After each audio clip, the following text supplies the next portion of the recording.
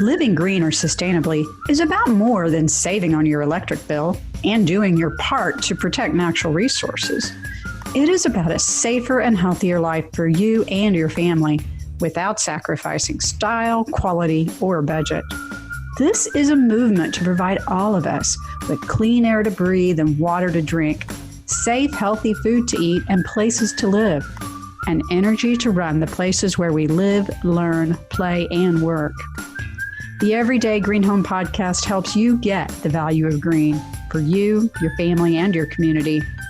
Whether it's green homes, green living, or the people who make it happen, join me, Marla Esser Close, to learn how green and sustainability practices and products work for you and our world.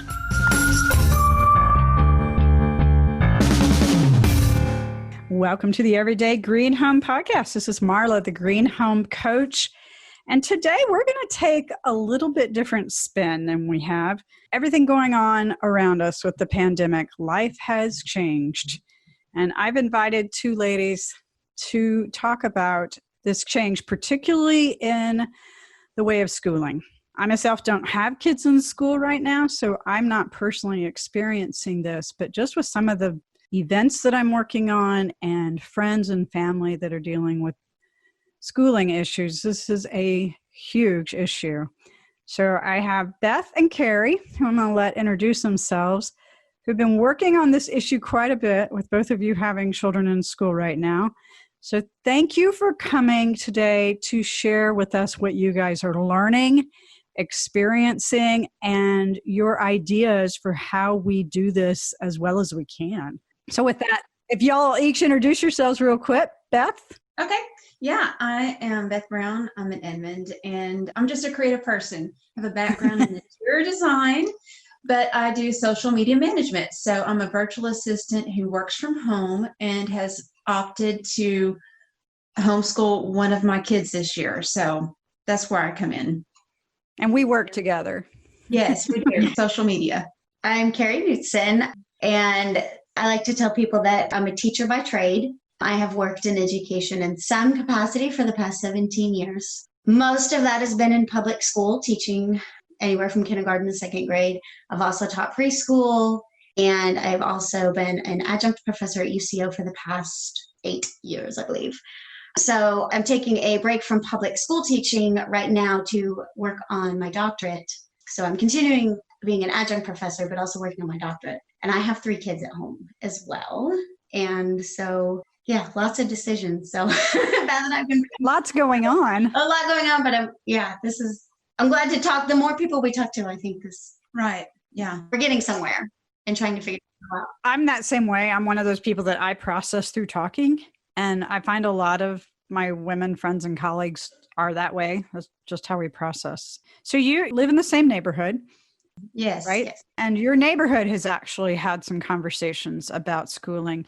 So we're all in a part of Oklahoma City called Edmond. It's actually a suburb. I have the mailing address. I'm not technically there, but whatever. But we are in 2 different school districts. So all my neighbors are in the Deer Creek School District. For many of you listening, that won't mean anything, but we're far suburban community in Oklahoma City. And Edmond, which is a little bit to the east, is less suburban, but very big. It's 100,000 population and a pretty decent sized school district with 3 high schools? Yeah, building a 4th. And Deer Creek has 1 high school, but it's huge. And I don't even know how many elementary schools. So we're good sized school districts that are dealing with these issues. And a lot of what y'all were talking about in your neighborhood is what's happening in your school district and what different neighbors are choosing how to handle it. So can you give us a little idea of what's going on? And by the way, just for a date stamp, because I know things are changing so fast, we're recording this on July 31st, folks. And I normally don't share that because I like the content to be evergreen. But with everything changing so fast, I think that's an important marker. So I'm going to give you that to go from, because who knows where it'll be in August. Right, because we were hoping when this all hit that things would be better by now. Yes. And better in some ways, but getting more complicated as we go on. And Well, and we had a meeting last night. Yeah. And things changed last night during the meeting. So I mean, we had one idea yesterday afternoon, but today we have new ideas because it's all changed based on what our district has decided. So what is this? Deer Creek School Board has decided what? As of today. As of today. So what they originally had said a couple months ago was there were 3 options. Most parents had 2 options. One option was as return to school as normal in August, like we're supposed to, as long as it's safe. If there are incidences of COVID in school, we'll have to go ahead and do distance learning until we can, for however long. But that was the traditional option. Or if you wanted, you could go ahead and pick a completely virtual option and not send your kid to school. You could just do virtual the whole time. And you had to choose per semester. So it was a semester-long commitment. And the Deer Creek, our district, had one more option that applied to 7th grade, and which was already actually in the works before all of this. Deer Creek was already working on what they call the academy, where 7th graders, 8th graders, all the way through 12th could do a blended school option, meaning that they wanted to do band and, this special science class on campus, but they were good to do everything else at home. They could do that. So 7th to 12th graders have that option, that blended option. And that was an option anyway. And I don't know if people knew that, but that was always going to be an option. So are these the options you're hearing for other parents at other school districts as well? Because I'm hearing kind of similar options, but in different combinations. I mean, I've got friends and family all around the country, and it's different. It varies greatly by state, and it varies greatly by district too. I mean, some districts are just making a top-down decision and saying, nope, we're going virtual for the first 9 weeks and then we'll reassess. Others in more rural areas, I think, they're going. The ones around us, like we were talking about, have now decided based on state recommendations, if we are in that orange level based on the Department of Health, then we have to do like a split schedule, like an A-B schedule, and only half the students in the school at the time. And that split schedule accomplishes social distancing, correct? Within the school building, yes. Yeah. We don't know what's happening when they're not in the school building. We don't know what's happening when they're not in the school building. Right. Whoa, and there could be an interesting side effect. Which is one of the concerns. I mean, are we making it worse by doing that? I don't. Well, and for little kids, I mean, you've got to, if both parents work, you've got to have childcare on the days they're not in school. And so you're introducing. So this isn't just for, what you're thinking, working parents who go to an office or a job. This is for teachers. They're working parents. Yes. People aren't realizing that teachers are working parents. So it's just, the underlying issue is trying to do what's best for our children, trying to do this home and then work, life, all of it. It's just very overwhelming, and people are scared and overwhelmed. So Beth, you've made a decision, at least for the next semester, with your son. Right. Well, yeah, I have 2 at home, and my daughter's 13. And so I've talked to her about her options, and she wants to go back to school. Of course, she had to check with her friends first, and they all want, and that's what the kids are wanting. They're wanting to go back to school. Oh my gosh, they've got to miss each other tremendously. So she chose to go back to school despite the fact she's going to wear a mask, and all these things are requiring them to do and her friends are wanting to as well. So a lot of these kids are wanting to go back to school full time. Now for my 2nd grader, I've chosen to keep him home because for us, we need a schedule. We need to know what's happening. So I've just taken it and said, okay, I don't like it, but I'm going to embrace my role as a parent and make the best of it and have a great attitude. And we decided to do 100% virtual for him. And there's actually a program in our area that we can use.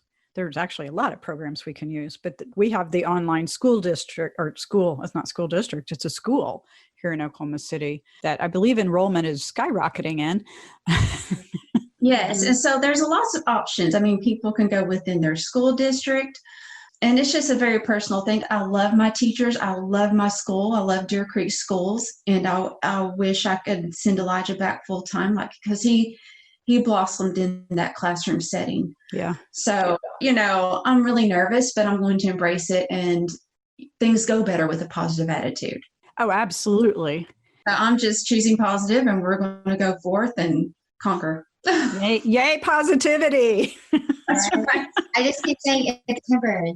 Everything is temporary. Like this AV schedule it makes everybody's head spin, but it's not forever. This is not forever. But I can see how the blended, there's definitely a lot more moving parts in a blended schedule, and there's going to be a lot of things to consider, whereas choosing all virtual or all classroom, granted, with an all classroom approach, we've got to have plan A, B, and C, but I can see how having at least the control of knowing what your parameters are gives you a starting point. Yes. Gosh, so many things to think about. So, and that's why we decided to come together as a community, as a neighborhood last night, and and just bring our ideas, and we involving the teachers, involving the parents, and just coming together, trying to help support each other. And no matter what our decision is for our children. Yeah. But just trying to help each other. We've got a lot of great people in our neighborhood with lots of great talent.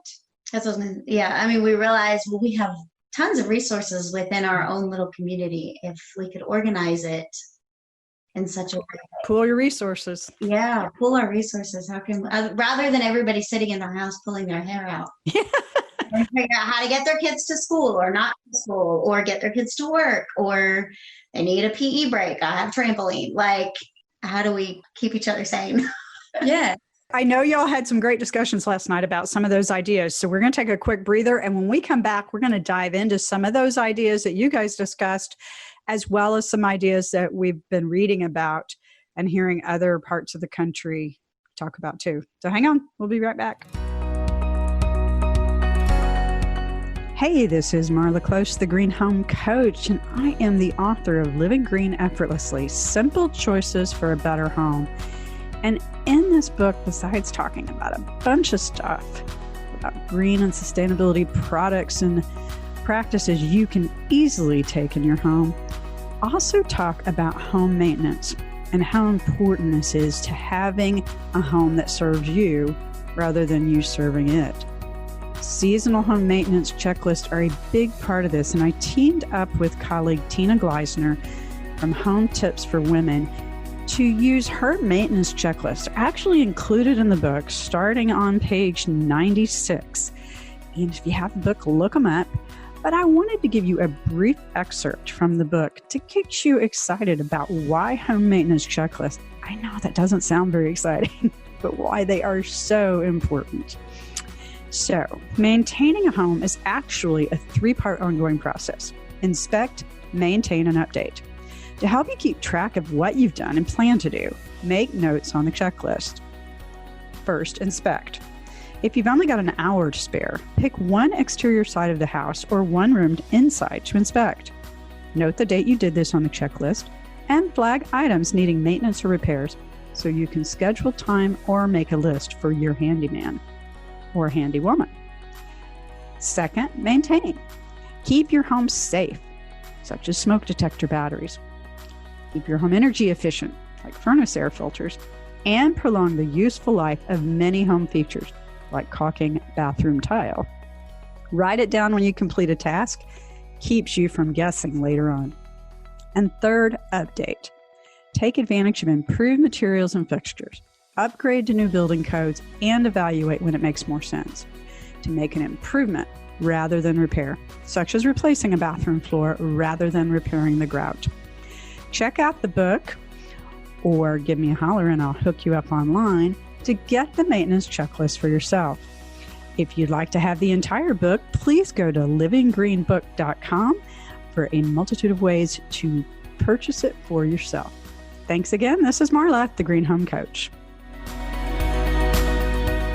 Hey, Marla, still gabbing with Beth and Keri about all the schooling options that we're having to consider right now. And part of what started this conversation, Beth, was you and me talking about your choices and how you were going through all this. And then that segued into your neighborhood getting involved and y'all talking. And so y'all had a meeting last night. Yes. What came out of that? What kind of ideas did y'all generate? Well, we had pulled our resources. Of course, I'm just a mom, just a creative mom. I have been a teacher a long time ago and planning on being not Elijah's teacher, but a learning coach is what I call myself. He's going to have a teacher. but he's going to be doing virtual. So I will be here for his support. But I also work full time from my home. So it's created quite a few changes, and I can either choose to be upset about that or happy about that. And so we did. We pulled our resources, and I invited teachers in our school district that live in our neighborhood, invited homeschool moms that have been homeschooling for a while from our neighborhood, and then parents who have kids if they are they're choosing one of the options. So this meeting was for everybody. It wasn't for just homeschool parents.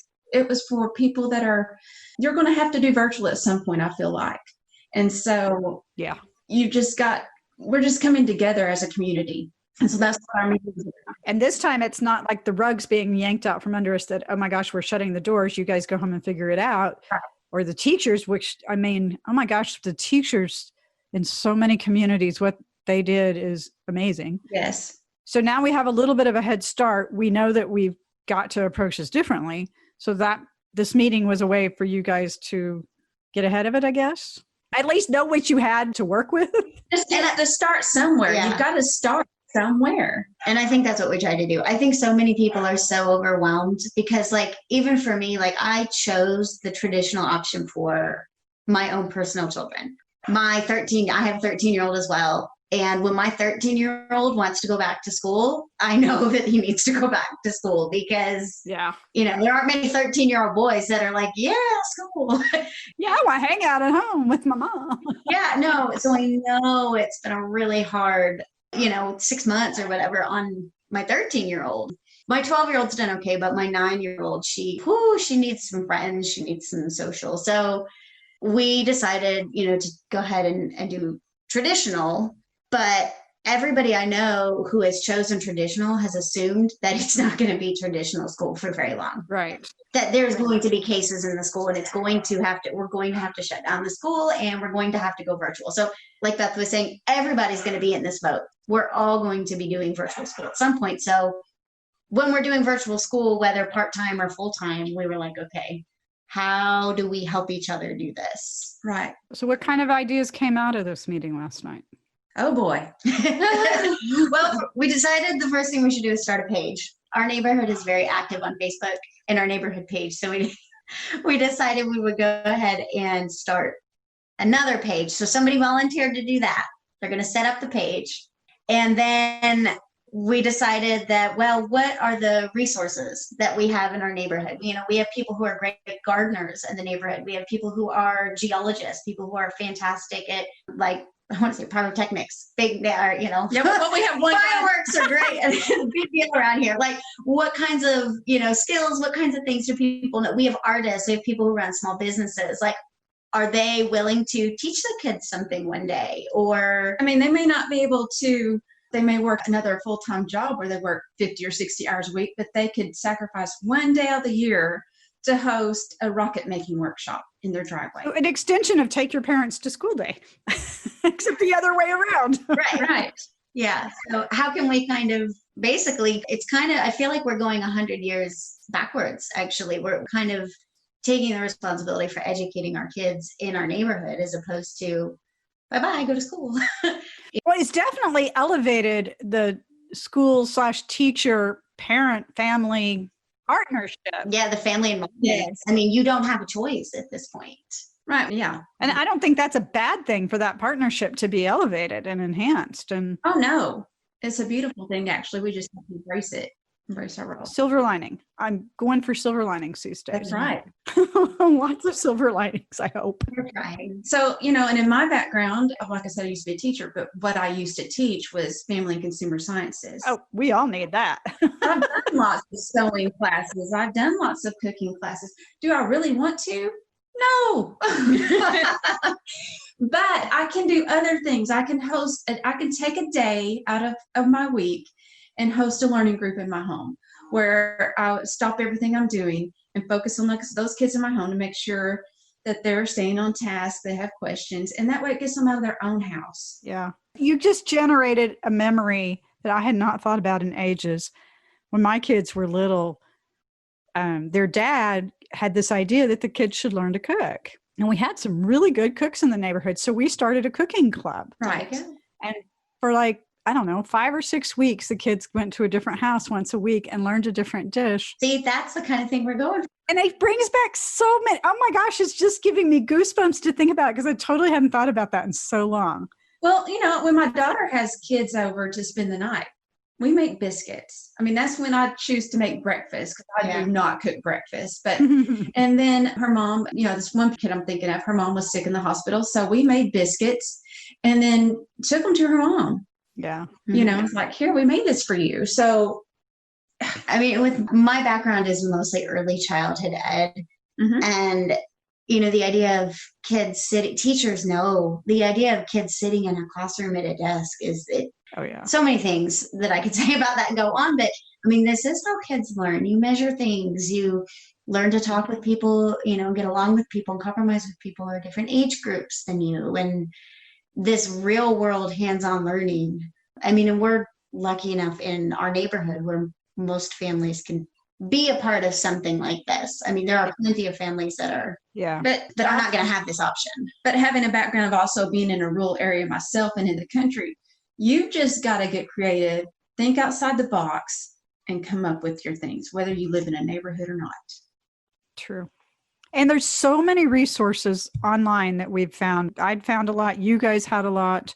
Are those the kind of things you're going to put on your resource page for your Facebook group?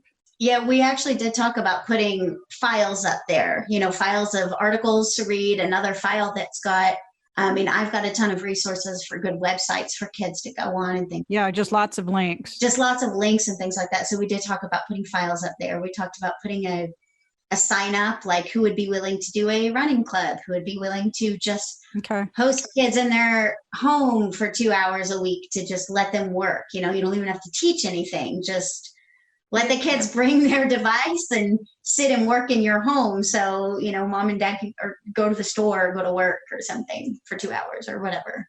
And a lot of the articles I've been reading are encouraging outdoor learning wherever possible so that we don't have as many people in enclosed spaces and doors. I am all over that idea. Yes, absolutely. As a teacher, I would take my kids outside. We would read outside. We would do outside, depending on, the school I was in and the principal. If that was allowed, I would do it. I did it. I read about one school. Now they only met once a week. They were like a homeschool group that came together once a week. I don't know what the words for that, but they were getting a lot of the tents so that they could stay outdoors for all their meeting together times. So, people are getting creative. Right. In our neighborhood, we're sitting here wishing we had a clubhouse like a lot of the neighborhoods do. We don't have one. Oh. And so we don't have a generalized meeting place. So we have our playground, we have plenty of outdoor places, and we have our homes, we have our driveways, we have streets. Patios, big patios. Maybe y'all need one of those tents. Yeah, that's right. And Keri has a garage, which she seems an amazing garage. So as I said, I've been a teacher in some way, shape, or form for the past 17 years. And when I tell you I have a garage full of stuff, that is not an overstatement. That is an understatement. And I have given away and sold hundreds of things over the years. But as a teacher, you just buy stuff. You buy so much stuff. So I actually had some neighbors who approached me to see if I would help teach their little ones in my home, once or twice a week for a few hours in a little small cohort so that they would have kind of a school experience. So I have agreed to do that. Right. With the little ones. But that's my expertise. So many things to think about. So believe it or not, it's already time for just one more quick breather. When we come back, I also want to talk about how some of the recommendations you have for helping people think about ways to transition their homes to accommodate kids homeschooling part-time or full-time at home. And I know, Beth, especially with your interior design background, you had some really great ideas. So hang on, folks. We'll be right back. 5 myths of green homes. Are 5 things that you probably believe about green homes that may be costing you thousands of dollars. Which myth do you hear the most? Get your copy of 5 Myths at greenhomecoach.com and click on the button for 5 Myths of Green Homes. You can also connect with me on Facebook at Green Home Coach and let me know the green home myth you hear the most. I'll also share tips, products, and resources. Be sure to download your copy of 5 Myths of Green Homes now and then check back to learn more. So y'all have so many great ideas, and it's exciting to see that your neighborhoods come together to generate some next steps. Yes. So I know, Beth, in particular, I'm going to pick on you for a minute because you and I've had this conversation. You're rearranging some spaces in your home to accommodate your son being homeschooled. And I know a lot of us are having these same thoughts. How do we have a place that's for school and, for the parents working at home? How do we have a place for work? So what are some of your ideas on that? And Keri, I'm sure you've got lots of great ideas too. I just am going to pick on her because I know her story. No, let's pick on Beth. Go ahead. Well, okay. So I have this degree from in interior design. So in that, I incorporate use of color, how color makes you feel, and how it makes you, how you interact. And of course, then I have a kid that is highly distracted. So he's taken over a part of my office, which is A-okay, but I'm making sure that the arrangement of his desk and that it just cuts down on distractions. And he's also been allowed to be a part of creating his classroom. He's very excited about that. That's a great tip, though. Get them involved. Yeah, right. I mean, it's great to have a designated area, and you should, but don't be afraid to change it up and go outside when you need to on a nice day. One of the articles you shared suggested a reading nook, and I thought, oh yeah, we haven't thought about a reading nook. So I've asked him about his ideas for that, and we're going to do a little fabric thing around his desk, because it's basically a folding table, and put some little fairy lights up underneath the table, throw some pillows under there, and that's where his reading nook is. He's very excited about that. Very cool. But as a teacher, I've taken the education classes, but not as in detail as Keri and all these other teachers. But, classroom management, classroom design, you take classes in that. So teachers are very well educated as far as optimal learning interiors, if that makes sense. I'm notorious for moving furniture all the time. I mean, I've rearranged at my home too, in school and at home, just what works for kids, what doesn't. And I do see a lot of people making desks and tables and things like that. And I think a designated spot is a good idea, but I also learned through teaching and with my own kids that if they want to sit on the couch and do it and they're most comfortable on the couch, let them do it. Yeah. If it's a nice day, I would tell my kids, it's nice. Go take the iPad out and go sit in a hammock. And okay, so you bring up devices. So virtual learning is happening on devices, computers, iPods. So one question is how do we help? Are there school districts helping? I don't know, because I'm not in this midst. How do we get kids connected in areas where they're not? They are. A lot of them are. Are they? I think one of the school districts was giving packets every week for the kids to take home, like physical packets that they could come to school and pick up. I think in many districts that was an option if you'd rather your kid did a packet, or if you didn't have a device. I know our district has given devices to as many families as they possibly could. Good. I know other big companies stepped up in the spring and gave hotspots out to families who didn't have Wi-Fi and things like that. So I love that aspect. I love that the community and businesses who can afford to do so are stepping up. Yes, and then we've chosen to go with, Epic Charter School. They give you a device to use. So you send it back when you're finished, but they provide if you don't have one. That's not to say everybody's going to have one and it's going to work. Right. We're taking steps. But I'm going to guess that there's probably resources through school districts, through not necessarily cities, but maybe not-for-profits in cities that are helping to get kids connected that aren't connected. So if you're listening to this, I would suggest starting there. Start with your school district. Indian. If you're listening to this. Of course they're listening to this. Choctaw Nation. I know Choctaw Nation has resources. I'm not sure about the other nations in Oklahoma. I'm sure they do. It would just make sense that they would. So check with your... But worth digging into. Yes. So one of the things, when I started my research for this, I was astonished at how many resources there are. And even I was just, looking through our cable provider one day, I was on demand, and there was all this stuff on demand that they have added to help kids learn, and adults. I like learning too. Tons of documentaries, tons of science and history shows. And in a lot of ways, I know my son was a visual and audio learner. He had a challenging time when he was young in school. He did great later, but he couldn't learn through reading very well. So he devoured documentaries like they were candy. And there were so many choices available that I was finding.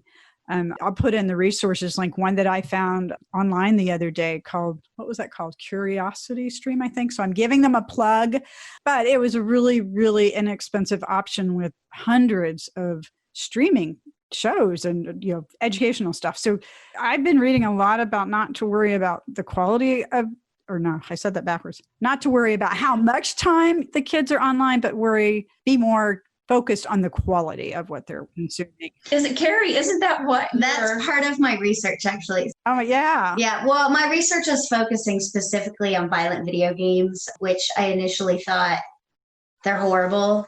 Hey, guess what? I'm wrong. Seriously? Yeah. Oh, I could talk about that forever. About a year into this. Oh, we may have to have that conversation at another time. Yeah, they're actually fine. That as long as you're balancing, as long as your kids are also going outside. And the online gaming is actually really good, especially during this whole pandemic. I mean, that's how my kids have still seen and talked to their friends, is they played those online games together. Playing together through the internet.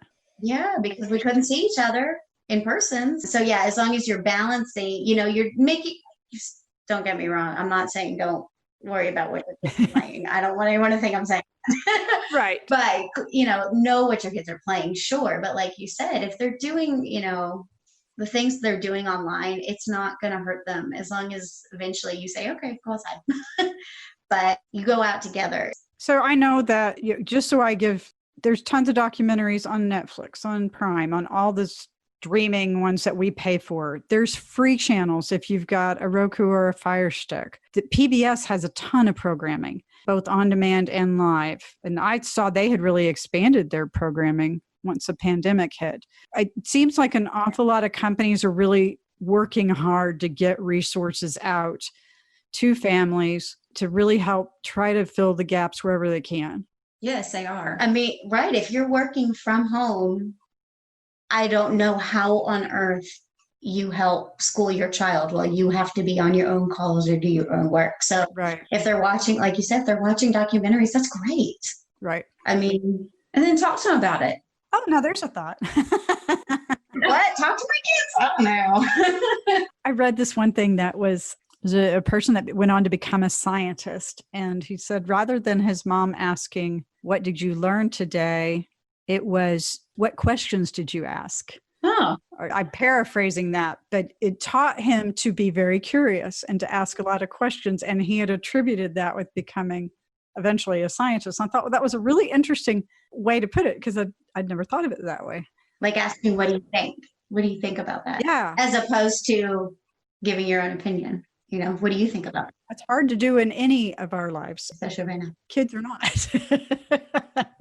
So what other tips do you have for parents that are dealing with, a whole new realm, a whole new way of doing it? One of the things that became really clear to me personally in the spring when this was all an emergency, I like things to go in an order and I need to know, what time. And two of my kids were like, yeah, just give me a time. One of my kids was like, well, no, I just want a to-do list. Like, just tell me what I have to do and I'll get those things done. So we didn't have the same exact schedule for each kid. Like, I typed something up for each kid and we followed it the best we could.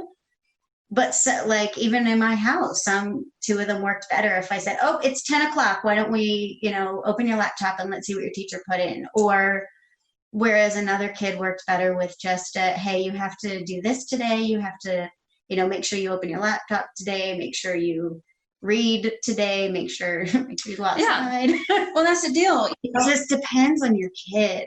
Right. Every kid is different, even in the same house. One of the moms last night in our meeting, she's got one kid that she didn't have to have her over. She just said, this is what's due and it's up to you to get it done. And the kid would do it. The other kid, she had to create a schedule and say, okay, we're going to spend this amount of time today. Well, and a lot of the schools, I'm imagining all the schools provide some kind of an outline or starting point, I would think, in the packet. Well, we're not sure. Yes, that's the thing. Yeah, teachers are kind of scrambling. I mean, you will have something. You will have something for sure, and it will be better than the spring for sure. because that was an emergency. This they've been working on. But another thing, my friend who's a teacher, she was saying, okay, how do we get the high schoolers involved?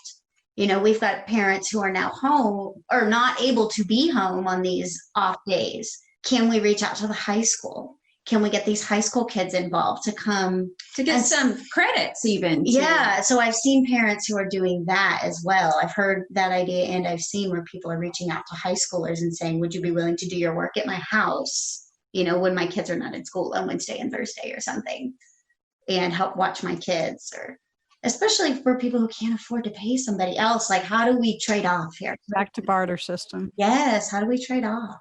So many good ideas. We could talk for hours, but I won't. We won't today. Yes, I can. So I would like each of you to give your parting thought. And for you guys listening out there, I know this is a really tough time. I would welcome your comments and your thoughts, but please keep it positive.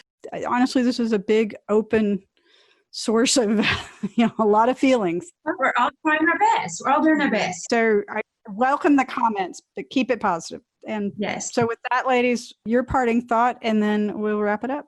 Okay. I've talked to many parents who've reached out to me knowing I'm a teacher and just asked my opinion and this and that. And I just keep saying, we don't know what the right decision is. There is no right decision. Whatever has been decided is been decided with the best of intentions. Everybody's absolutely doing their best, from the school district to the health board down on to parents are doing their best. We're doing our best. And it's temporary. This is temporary. This is not forever. Hopefully it's a few months and that's it. Might be longer, but it's temporary. We're going to get through it. And it's not fun and it's super stressful. But when we look back, hindsight is 20/20 is my new phrase. We're going to realize it was a year. It was a year of our lives, and it may have been the worst year of our lives, but we'll be able to look back and it's over and our kids are going to be fine. Right. Even if they didn't go to school for a whole year, which isn't happening, but even if they didn't, it'd be fine. And for me, I just want to encourage us to embrace our role as a parent. God gave us these children, and we have relied on the school to basically raise them, whether we want to admit that or not, but it's become very apparent. And so we just need to roll with the changes, take it and say, what can we do? Can we make our children's lives better during this time, and embrace that parental role and be involved? My favorite hashtags, of course, social media coming out here, is hashtag shine on, hashtag get after it, hashtag rise up and shine, period. Well, I can't top that. So I'm going to sign out. Everyone, make the day the best you can. That's right. We're all here. Okay. Ciao, y'all. That wraps this episode of the Everyday Green Home Podcast. Ready to use what you learned? Get the show notes with all the resources mentioned in this episode. Be sure to subscribe on your favorite podcast app so you never miss an episode. Thanks for listening and for leaving a review. And remember that living a little better and greener is easier than you think.